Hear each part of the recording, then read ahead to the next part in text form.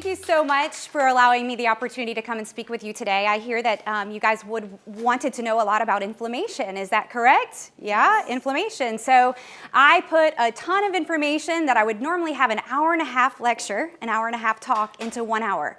So we're going to fly. We're going to go through a lot of information, and I would expect for you guys at the end to have some great questions for me, and I hope to be able to finish in a timely fashion that you can ask me anything that you want to. So thank you so much for your time today coming out, and I get to share the passion of what I do. Tell you a little bit about me. I am the owner of Total Nutrition and Therapeutics. It is a lifestyle medicine clinic. I have a functional medicine background. I do have a fellowship certification in anti-aging and restorative medicine.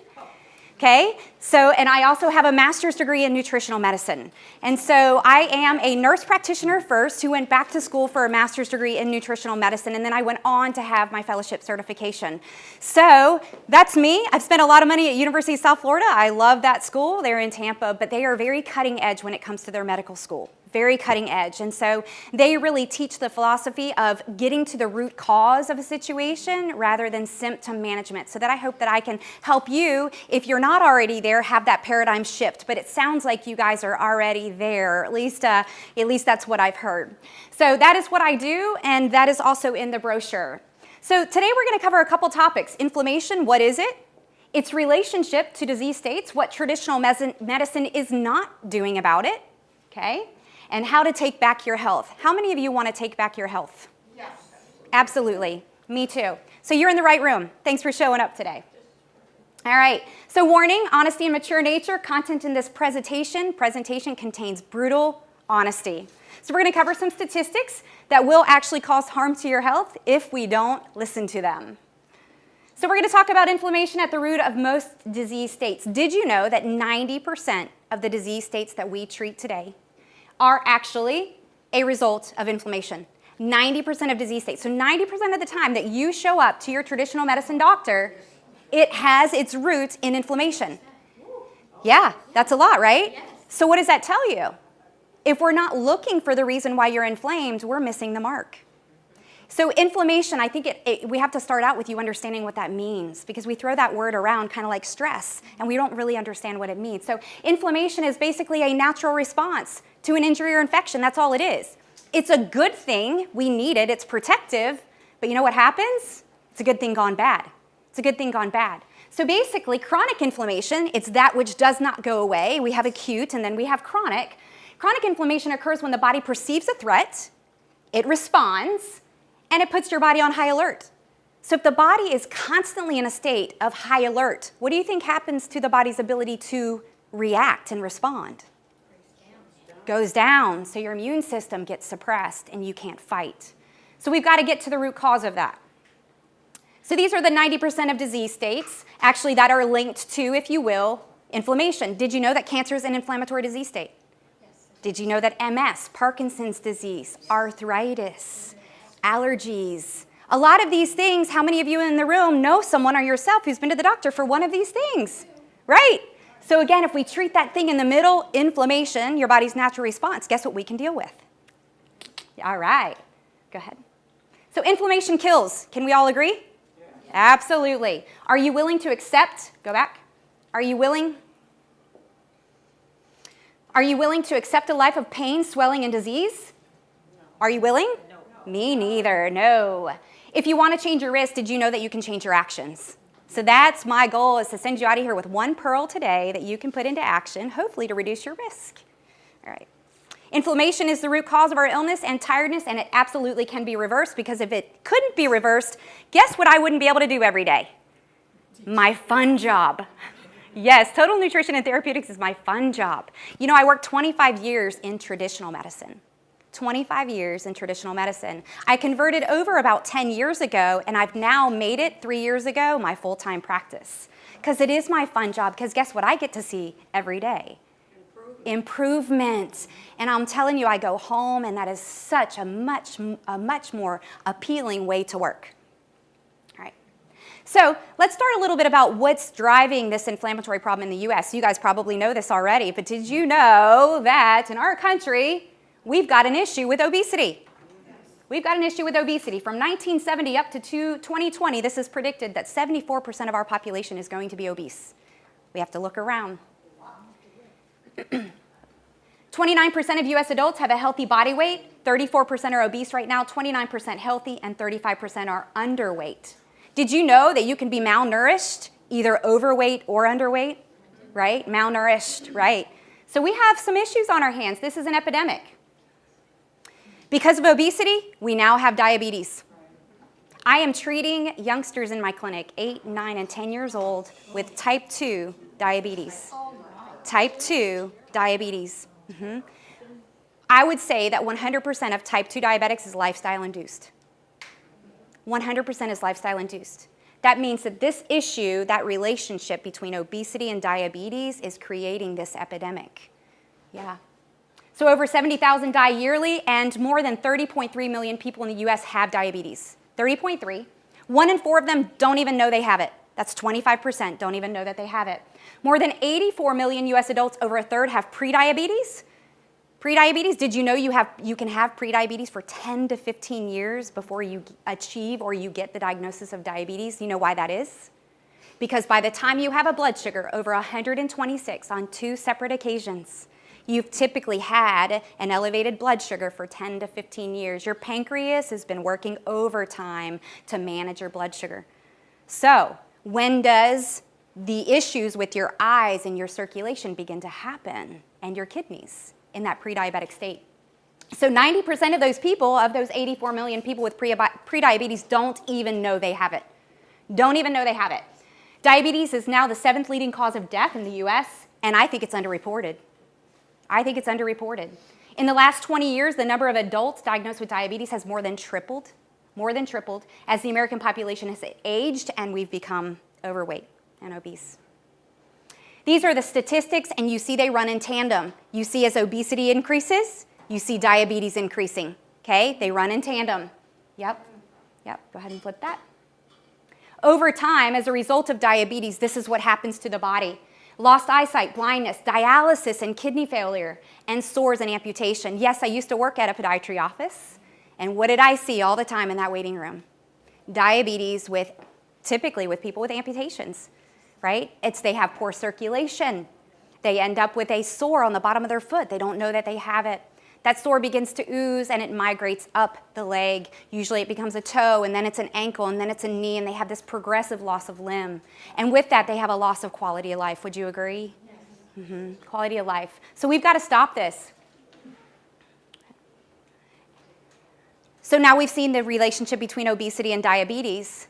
Let me show you the relationship of heart disease to both of those conditions.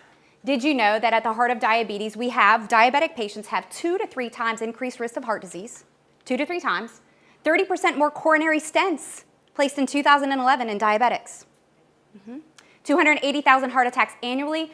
They have 2 to 4 times the risk of heart disease, morbidity and mortality rates, death and dying as a result of heart disease. 60% higher or greater chance of dying from heart disease. Anybody want to guess why diabetics have a higher risk of dying from heart disease than just having heart disease? Sugar causes a breakdown in the way you feel things, neuropathy. So the big one becomes the big one because they don't have those same triggers. They don't feel pain the same way. And in fact, women with heart disease, it's not typically chest pain. Their primary symptom that they come into an office with is relentless fatigue. It's fatigue that does not go away, even though they have done everything, okay? All right, go ahead. And then now we're moving on to Alzheimer's. Alzheimer's, the relationship now between obesity, diabetes, heart disease, and Alzheimer's. Now, Alzheimer's, type 3 diabetes. Have you heard of it? Yes. Type 3 diabetes. So there's 3 different types of diabetes. There's juvenile onset, autoimmune, that's right. Type 2 is lifestyle induced, and now we have type 3. It is a relationship of that breakdown of your neurons to memory loss. And now there is a distinct link between blood sugar abnormalities and Alzheimer's disease and memory loss. Diabetics have quadruple the risk of heart disease, and they have quadruple the risk of Alzheimer's disease. So would you agree now that inflammation and the 4 disease states that could impact your quality of life, and this is just 4 of them that I chose to highlight today, 4 of them, would you see, or do you begin to see, the necessity now of understanding what inflammation is and how to change it? We all agree? Absolutely. So the statistics are grim as it relates to Alzheimer's. 10% of 65-year-olds, 25% of 75-year-olds, 50% of 85-year-olds will develop dementia and Alzheimer's. It is now also neck and neck 7th leading cause of death. Scientists now call this basically type 3 diabetes, and the relationship has to do with insulin resistance, which is prediabetes. Okay? So let's talk a little bit about traditional medicine. I was trained traditionally. Let me explain something to you. I do not fully abandon my traditional roots. In fact, I don't at all. I do respect that traditional medicine has its place, and I think we all should respect that. However, I believe that we as medical providers have missed the mark, and we have failed to understand the degree that nutrition plays and the role that nutrition plays in helping people live a better life. And so I like to say that I'm an integrative provider, traditional medicine trained, with also a nutrition training, and meeting somewhere in the middle, helping you optimize your life, helping you live better, look better, feel better, and function at your very best. And everybody's best is a little bit different, would you agree? That's why my youngest client is 18 months old and my oldest is 89, because everyone's best is different. So traditional medicine, it's a pill for everything approach. We agree? Yes. Do we like that? No. Hospitals and doctors are in the business of treating sick people. What is our healthcare system doing about this obesity and diabetes epidemic? What are we doing about it? Yeah. So our first thought, I'm going to tell you how we're trained. In traditional medicine, when we go to med school, we're trained, first thought, what medical condition do you have? That's our first thought. Our second thought is, what drugs do you need? What drugs do you need? Pharmaceutical companies spend billions of dollars getting us to think that way and trying to get you to think that way. How many commercials do you see about every drug? And it's becoming long, right? And you could run your plane into the side of a building, and you could drive your car off the ledge, and you could, let's keep going, right? So we end up with polypharmacy. That means you get one medicine, and then as a result of that medication, you end up on another medicine for a side effect, and then it's another one. And no one's told you that it's a symptom of a side effect or an adverse reaction of that first pill that you've been placed on.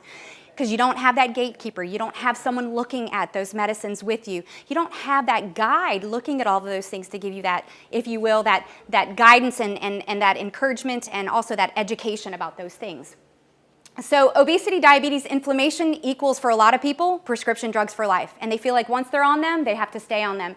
And there's such a fear about coming off of them, right? Yes. Okay. Our medical providers continue to treat the symptoms and not the causes. The symptoms and not the causes. Sickness care basically equals traditional medicine. In fact, Big Pharma says, right here, a patient cured is a customer lost. And that's a truth to them. But is that a truth? Yes. To them, it is. Yeah. To them, it is. And they spend a lot of money driving our protocols. Yes. Driving our protocols. Things that we are required to do and required to have conversations with you and required to write a prescription. And if we don't, we are held liable for that. So, right. Yes. Company reinforces that. That's absolutely true. Very true. So, this is our own World Health Organization's quote right here. 90% of all diseases prevalent today are not treatable with orthodox medical procedures. What do you think about that? Pretty astounding. 90% of the things that we deal with today in traditional medicine are not treatable with orthodox medical procedures. So that should be empowering to you. It is scary. But I'm going to try to turn that around and hopefully empower you to understand that there are things that you can do, and we don't have to rely on those pills. And we don't have to rely necessarily, again, time and place. But there are other ways to do things, and I hope to get you to, again, shift that paradigm of thinking to more of a integrative, more natural, holistic approach. Did you know the typical American goes through more physical, chemical, and emotional stress in 30 days, than their grandparents did in their entire lifetimes? Stress. Who knew? Who knew? It starts when we're in our teens and 20s. but we didn't notice it, yet it keeps building, and then slowly we wake up and we begin to see and feel the results. You can't change our calendar age. In fact, I tell people all the time, it's not because we're getting old, it's the way in which we've lived our years. It's the things we've been exposed to. It's how we live. Age is just a number. It is just a number. The sooner you start, the better your results. It is not too late. It is not too late. Early hints of runaway health. I'm going to name a few for you. You cringe in front of the mirror because of growing bulges, fading muscle tone, or even premature aging signs. Aches, pains, or a foggy brain have become your closest friends. Your sleep quality is in the pits and exhaustion rules your day. Your workouts are, well, not working out so well. Your hormone balances are all out of whack, but you don't know what to do other than to suffer through it, and your doctor's worried about your numbers. Your single greatest weapon for warding off surgery or chronic illness is hope, and your lackluster performance with your partner is leaving them out in the cold.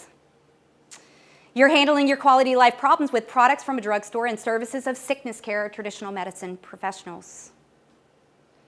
Your runaway health is leading to a very slippery slope. Chronic disease states such as obesity, diabetes, cancer, heart, and even circulatory disorders. Female problems, prostate problems, wheelchairs, canes, walkers, quality of life, guys.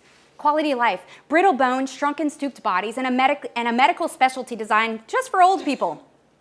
Can't tell you how many times I have people sitting in front of me and they said, well, my doctor said, I am getting old. What do I expect? What do I expect? I expect to live the life the way I want to live it, and just wait until you're my age. That's what I would say to them. What's that? Sometimes they are. That's right. And you wonder, and then you look down and they've got the bulges going on too, right? Heart bypass scars, the horrors of Alzheimer's, the life-altering and often life-destroying devastation of chemotherapy. One of my prior lives was working in the intensive care unit at H. Lee Moffitt Cancer Center. Dealt with a lot of people taking their last breaths, young and old, as a result of cancer. Did you know that 95% of cancer is diet and lifestyle? Diet and lifestyle. Financial struggles from medical fees, drug costs, and assisted living expenses. And I think we can all agree that runaway health is very costly. It's very costly. Your greatest investment is you. It's you. It's your health. So, who hasn't gone to the doctor for some of these? And to treat these symptoms, you'll probably need to see a cardiologist, a rheumatologist, a gastroenterologist, a neurologist, an immunologist, a psychiatrist, and maybe a bunch of other physicians too. I know we laugh about this, but how often do I hear it? I can't come today because I have a doctor's appointment with so-and-so, so-and-so, and so-and-so. It's almost like our calendar becomes full of all of these appointments with all of these doctors. Quality of life, right? Or, let me tell you, there's an alternative. You could get to the root cause of these things and really maybe look at functional medicine instead. The decision to feel better means taking a different approach, and I believe that you can. So the golden rule of habit change is you can't extinguish an old habit, you can only change it. You can only change it. So be the treatment in your own health. And I believe your body's ability to heal is greater than anyone ever permitted, or should I say anyone has permitted you to believe. I believe it can be done. Let food be thy medicine and medicine be thy food. You guys have heard of this before, right? Hippocrates, that's not new. Every decision that we make with food either drives us in a direction towards better health or away. Hippocrates said it a long time ago. You may not have heard of this one before. When diet is wrong, medicine is of no use. When diet is correct, medicine is of no need. No need. Nutrients from the foods that you eat provide the foundation of structure, function, and integrity of every little cell. Did you know you're made up of trillions of cells? When your cells die, you die. When they're not getting the foundational nutrition that they need to live, they do die, and that's a slow death. So we can give that nutrient back. It's kind of like putting fuel in your car. How many of you would take off to a trip to Miami on a quarter tank of gas? Unless you had a Prius. But otherwise, it's not going to get you there, right? A Prius, you'll get there on a quarter tank of gas. All right. You are what you eat. We've heard of this before. Every 28 days, your skin replaces itself. Every 5 years, your liver does. Every 10 years, your bones do. Your body makes new cells from the foods that you eat. Again, food is fuel. Eat right, feel right. You can combat obesity, diabetes, and inflammation with a healthy lifestyle, proper nutrition, and support. And it's really as easy as the ABCs of wellness. So, I set the stage for why you need to do it. And now the question is, how do we do it? So let's start here. A is for an understanding of wellness. So what exactly is wellness? Well, let me start by telling you what wellness is not. It's this crazy little scale, right? That's the next one. Sorry, go back. Yep. What wellness is not, it's not this number. It's absolutely not this number. In fact, don't step on it because it'll make you cry. Right? Heck, they start weighing us when we're born, and they weigh us all the time every time you go to the doctor's office. What wellness is, it's the quality or state of being in good health, especially as an actively sought goal. In fact, that's the Merriam-Webster dictionary. So it's the quality or state of being in good health. I bet you if I went around the room and I asked each person on paper to define what health means to them, what it means to them, it would probably be different for each person. So I would say that before we can really make a goal for ourselves, we have to have a clear definition of what health looks like to each of us. So the one homework assignment I'll send you out of here today is to do some exploring for yourself. What health means to you? What does it look like? I'm going to give you my definition, and then that'll give you at least a little, I would say, hint of how to get started. So health to me is defined as getting up every single day and being able to have the energy that I need to do the things I want to do. So if that means I want to stay home for the day, hang out with the kids and play, great, right? If that means I want to go kayaking, hunting, fishing, do a run, I want to do what I want to do. So wellness to me is having the energy to do what I want to do. So I encourage you to think about what wellness means to you. But what you have to understand is that on the inside, this is what wellness looks like. You have all of these cells, and they're either unhealthy or they're healthy. An unhealthy cell has a very impermeable membrane that nutrients can't get in and toxins can't get out. When you don't have a healthy exchange in your cells of those nutrients and those toxins, your cells begin to die. But a healthy cell has a permeable membrane. So the nutrition that you eat, the good quality food, is digested and it's absorbed into that cell. And as that, it displaces those bad things and they go away. So that's what wellness looks like in the inside. Some health indicators. Since I told you it's not a scale, right? Because we just want to shoot the scale. How many times do you get on the scale and it goes up and you know you've been good, right? And it goes up and you're like, I'm just going to throw in the towel. And other times it goes down and you know you've been bad. You know you've been bad, so you just want to throw that scale away. So you better have some good, successful tools and honest tools to measure your progress. Number one, it's energy levels. Energy levels. The better you eat, guess what you're going to have more of? Energy.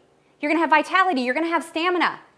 Maybe, just maybe, you need numbers. You're the kind of person that needs numbers. We do body composition analysis in our office, but there's some very, very inexpensive, if you will, tools that you can use in your own home. It's called a tape measure. Probably cost you $1, right? Right around the middle, right at the belly button. If it's going up, wrong direction. If it's going down, right direction, right? Okay. And quite frankly, how do your clothes fit? I don't know about each of you in the room, but I know I used to have a lot of different sizes in my closet, right? Comfortable clothes when things are getting bad, not so comfortable clothes.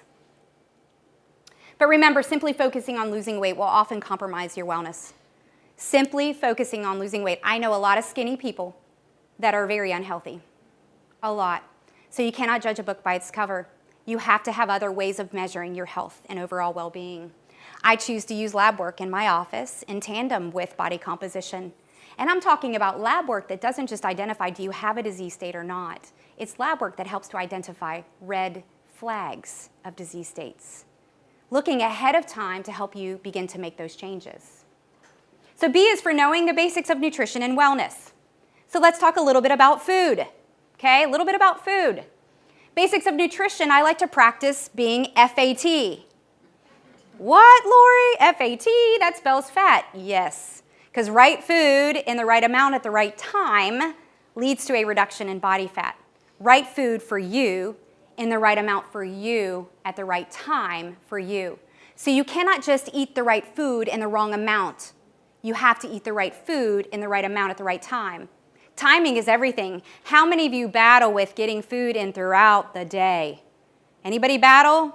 I will tell you, the majority of people that I deal with have a hard time eating small meals throughout the day because that takes preparation and planning. Yep. So right food starts with protein. Lots of good sources of protein. Talk to me about protein. What do you think are some good sources of protein? Chicken, salmon, fish, eggs, hens, beans. Beans, kind of controversial, but they do have protein in them. Anything else? That's good stuff, right? Those are good foods. Protein, you need protein. The average person loses lean body mass, muscle. When you don't eat enough protein, you will not have enough muscle. When you lose muscle here, where do you lose muscle? What happens if you're a vegetarian? Yes. So if you're a vegetarian, you have to find alternative sources of protein. You have to, because your body needs protein. Macronutrients, protein, carbs, and fat are all necessary to keep the body burning. Amino acids are the building blocks of all proteins, and that's why protein is so essential. And those amino acids are necessary for your brain to function the way it's supposed to function. Serotonin, norepinephrine, dopamine, those kind of things. So finding healthy alternatives for those proteins and filling in those gaps. Lean meats, as you guys mentioned, fish and poultry. Many of you may not know this, but most of us in the room, need about 120 grams of protein per day. 120 grams. So to some people, they're like, what is grams? Because we don't really measure that way, right? That's right. So the typical conversion is about 7 grams per ounce. So throughout the day, we need to be making sure that we're getting 3 to 4 ounces of some form of meat, if you will, several times throughout the day. But the goal of this isn't just more meat. Let me explain this. It is the source of your food. It is where it comes from. Because I know a lot of people eating a lot of meat and they're eating bad food.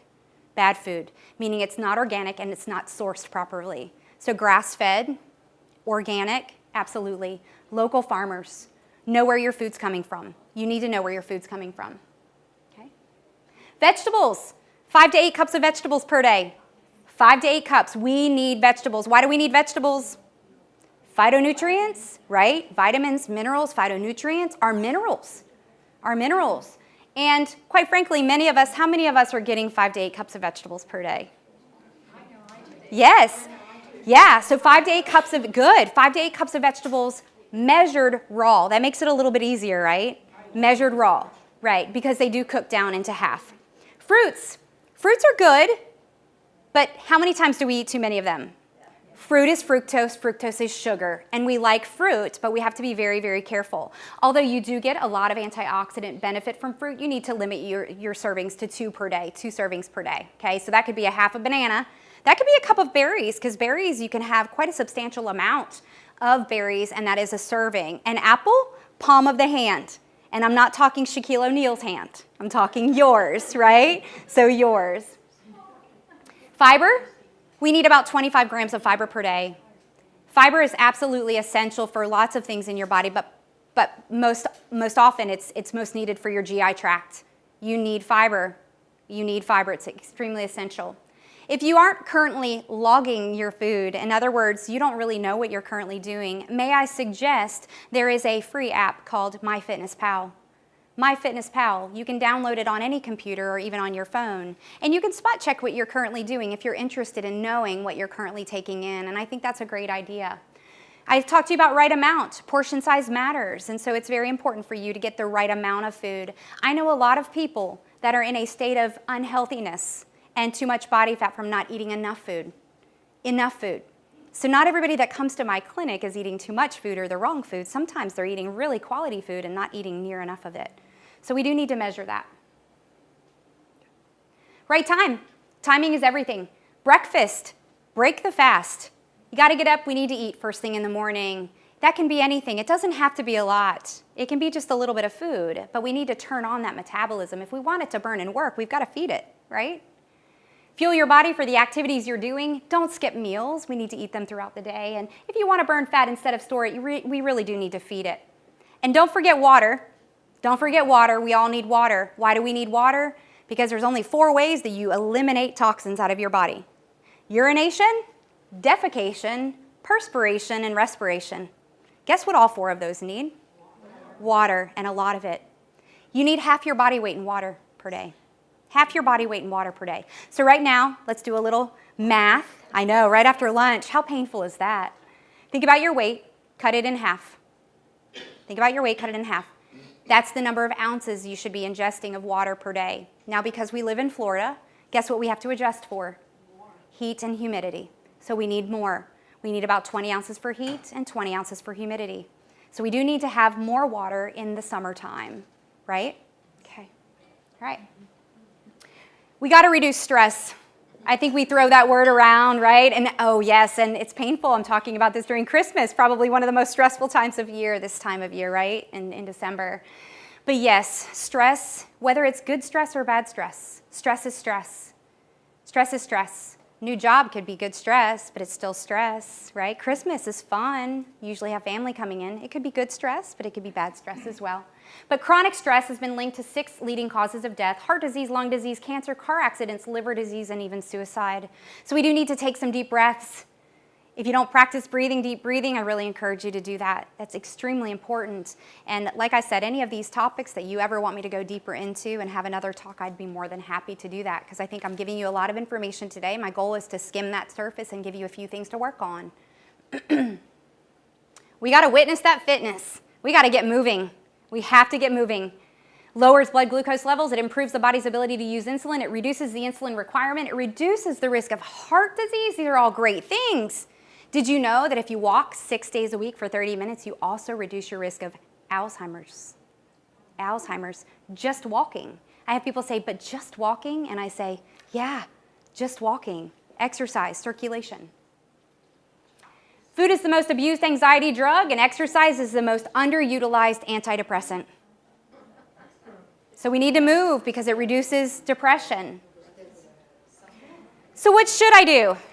Because you know what? Exercise is a curse word for a lot of people. I tell them to exercise and they say, no, I can't do it. I don't want to do it.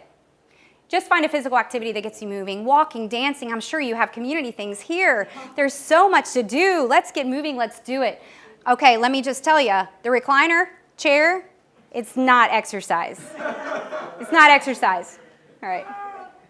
So only 30 minutes a day does all of these great things. It alleviates depression and fatigue. It certainly causes a lot of your limitations and chronic disease limitations to improve. It reduces inflammation. It works every part of the body, every single thing.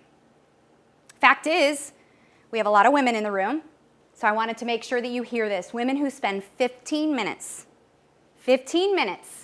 weight training will burn 100 more calories over the next 24 hours than women who only do cardio. So you have to do some form of resistance training. So that means that you need to do some squats, you need to do some lunges, you need to do, even if it's just arm weights, even if it's the Velcro weights that go right around because the hands might be too stiff and that's what you need to do. Add some weights. After the age of 40, women begin to lose their muscle. So if we're not doing something to keep that from happening and to maintain our muscle, we will lose it. Remember, 20% exercise and 80% food. So I don't want you to lose sight of the value of food. 80% food, 20% exercise. So just get going. Once you decide what type of exercise you want to do, check with your provider, your healthcare provider. I do think it's important to do that because if you're just starting an exercise routine, I don't want something to happen. So you've got to make sure that everything is good with that heart and your breathing. Check for any limitations as well. And you should always know what might need to happen with your medications should you be on medications, because as soon as you start exercising and changing your food, guess what's going to happen with your medicine need? It's going to go down. So you need to be aware of what impact your medicines are having on you so that when you experience symptoms like dizziness or lightheadedness, you understand it's not the exercise in a bad way, it's the exercise in a good way to reduce those medicines. You can also talk with your local fitness clubs. So C is for change. We're now A, B, and C. C is for the challenge of change, because isn't change challenging? Isn't it challenging? Yeah. And that's the reason why a lot of people don't do it. So you can't change what's going on around you until you start changing what's going on within you. And it all starts with this up here, right? The decision to change. It starts with developing a new vocabulary. So I'm going to redefine a few words for you today, okay? We're going to have a little fun with this. So diet. Anybody want to tell me how you define the word diet? Let's be honest. Stressful. Yes. What else? Stressful. Disappointing. Disappointing. Yes. Good one. I look at it as diet, it's just what I happen to eat. That's my diet. Exactly. But the worldview is exactly what you're saying. And so we have to start redefining it. So diet for most people means deprivation. It means disappointment. It means frustration. Oh my goodness, I have to change. Right. So let's redefine it. Go ahead, bud. The truth about it, again, Merriam-Webster Dictionary. Okay, didn't pull this one out of my head. Food and drink regularly provided or consumed. It's habitual nourishment. It's what you do on an everyday basis to feed your body. That is how it is supposed to be defined. I promise you, if you change the way in which you define it, you will look at it differently. You will look at it differently because that's a change of your mind.